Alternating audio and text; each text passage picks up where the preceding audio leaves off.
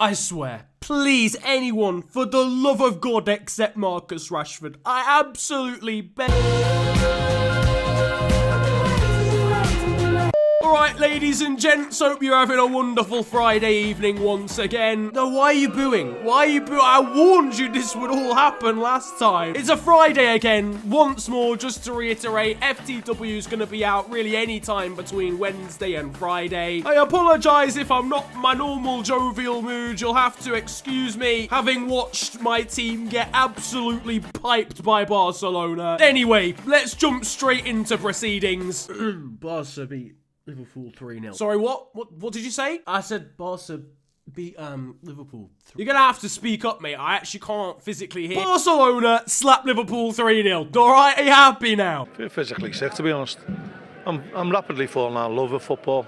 I just wonder what's the point anymore, you know. To be honest with you, there was drama with this fixture before it even kicked off. So some of the Liverpool fans, I say some, a very small minority, decided it'd be a very good idea to just trash up the centre of Barcelona. Locals were getting pushed into fountains, rubbish was getting left everywhere, and they were just being general knobheads. A Liverpool Echo journalist was sent to the scene when the police got involved. Hundreds of Liverpool fans were camped out, singing songs, had the banners out, we're all enjoying a European away. I mean, that wasn't all they were doing, was it, Amelia? Let's not beat around the bush. The square has actually been completely cordoned off by Spanish police. I love how this is being reported as if she's in the middle of the Gaza Strip. Anyway, Messi's an alien. He scored about a 67-yard free kick. It's goal number 600 for him. It was a tale of wasted opportunities, though, for ourselves. Virgil van Dijk suggested his poor performance was down to a change of footwear. Now isn't the time for a quick rest, Virgil, mate. Messi's about to tap it in. To be honest, aside from the Messi free kick, the biggest mystery of the night is how PK managed to be on the pitch and in the crowd at the same time. It's alright, I've got faith. I've got absolutely no faith whatsoever. I don't even know what I'm on about. For just £3 a month, you can donate hope to a faithless Liverpool fan. Just text Salah the fraud managed to hit the post from a mere 5 yards away from goal to 037. Now on a level, guys, we are really done for. It's alright, don't worry about it. I found a new team to support. Speaking of them, Spurs lost 1-0 to Spurs Ajax, sorry. It's just, they just take so many players from them, I just kind of got it mixed up. In fairness to me, BT Sport didn't seem to know who was playing in that semi-final either. Tottenham lost, Liverpool lost, all the English sides are getting Brexited out of the Champions League. That's not how Brexit works. That is not. Jan Vertonghen picked up a nasty concussion during the game, and honestly, he looked worse than the new Sonic the Hedgehog trailer, and that really is scary. But that look! Now, Leeds faced Aston Villa was a slightly controversial game. So picture the scene. So around about the 70th minute, Aston Villa forward Jonathan Kodjia goes down with a leg injury. Now, a referee doesn't have to stop the game unless an injury is to the head, so he allows play to go on. Leeds come down the left-hand side and angle to put the ball out of play. So all the Villa players stop. Leeds decide then they're going to play on, take advantage of the fact that Aston Villa weren't concentrating, and they score a goal through Mateusz Klisz. It's all very underhand, it's pretty poor sportsmanship overall. A brawl breaks out afterwards, there's punches left, right and centre. Anwar El Ghazi gets sent off. I'm sure it was for a very valid incident. I think it's more aggressive than what actually happens to Patrick. Patrick Bamford's got his arm round. Sorry, just before we carry on, I just need to do a little Google search there. 1 segunda. Why has he gone down like he's trying to qualify for a men's synchronized 3-meter springboard? Thankfully, El Ghazi's had his red card overturned and Bamford's now been banned for 2 games for play acting. Meanwhile, back in the action, there's square-ups and fisticuffs going on for a solid 5 minutes until Leeds manager Marcelo Bielsa decides to ask his players to let Aston Villa score. Honestly, I've never seen the like. A Villa forward runs through the entire squad unchallenged barring one player and slots it home. Bielsa and John Terry continue to square up as if they're about to go 12 rounds of boxing. I can only really imagine what the conversation was like. Marcelo, mate, you're an once. I mean, where have you even got that from? I don't understand. Like, that's not even proven. I can prove that you're racist. That was only one time, Marcelo, one time. Elsewhere in the Championship, Sheffield United secured promotion and they're loving life over there.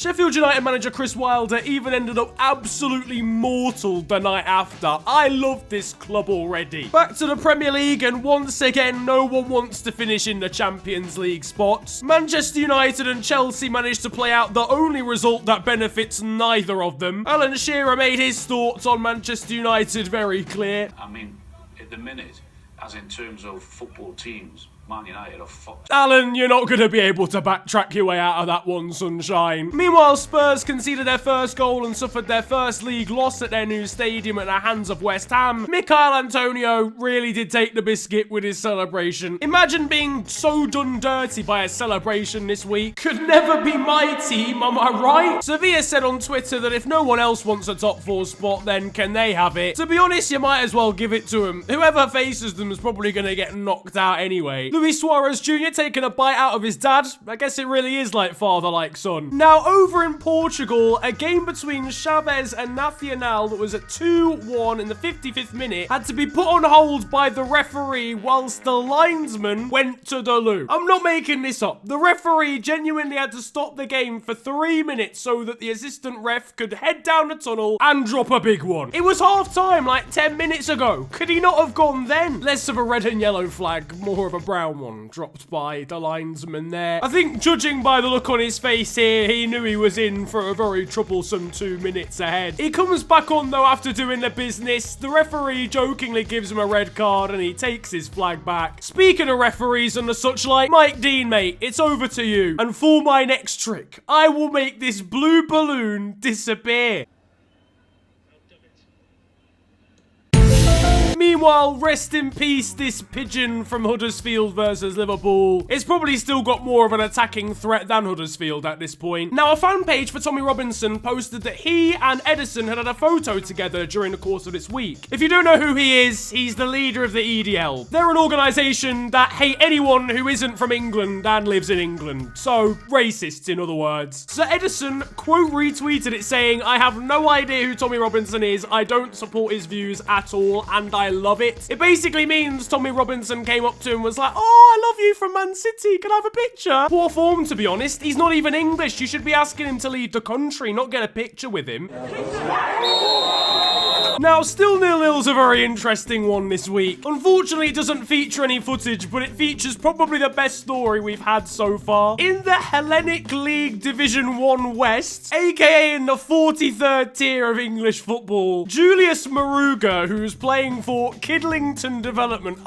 Fam, these aren't real things. Now, he's playing against Cheltenham Saracens, and it's the 73rd minute of the game. He's been sent off. He's forced to make his way back to the dressing room for an early bath. However, upon trying to turn the showers on, he's accidentally turned off the floodlights for the whole stadium, and it was in darkness for 5 minutes. They had to just put the game on hold. I just don't understand. This is the most Sunday League thing ever. Surely the button that switches the shower on looks slightly different to the one that determines all the floodlights for the stadium. Nevertheless, they get the lights back on. Kidlington Development end up losing 3-1. But genuinely, one of my favourite football stories ever. I mean, that is one hell of a way to improvise a clearance, to be fair to the lad. Celtic have done some kind of kit or apparel reveal, and they're all wearing sliders for some reason. I think sandal-esque footwear is probably the only way they're going to lose the Scottish Premier League next season, isn't it? Darren Weir's been given a boost by Omar Sawunmi's return to training. A chocolate bar isn't going to be of much use. Calling him a chocolate bar? Just a bit racist, mate. Oh no, I wasn't intending to be racist. I just meant a boost bar, as in the chocolate bar from Cadbury's. Probably the definition of talking at cross purposes there. And finally, in this game in Tajikistan, it's 3-3 in the final minute. The ball's been lumped forward. The goalkeeper's made a hash of it. The number 9 in white's got an open net pretty much. Just shoot! Oh, for the love of God, man. All you gotta do is either shoot or pass it to your mate next to you. It's not even that difficult. The final minute of the game, and oh no. Now the team in red are coming forward. Oh, Jesus Lord. Cancel Tajikistan. And with that Tajikistani turmoil, we bring to a close FTW. I've learned I'm not saying FTW this week because that means football this week. So I see the comments, don't worry. If you've enjoyed this episode of FTW though, slap a like on it. Subscribe if you're new to the channel. You can also follow me on social media too. My Twitter and Insta are at @theofficialfng. Links are down below, and you can always send me stuff you want to see in FTW on those links. But it's been a pleasure ranting at you guys today. Have a great day, enjoy yourselves, and goodbye.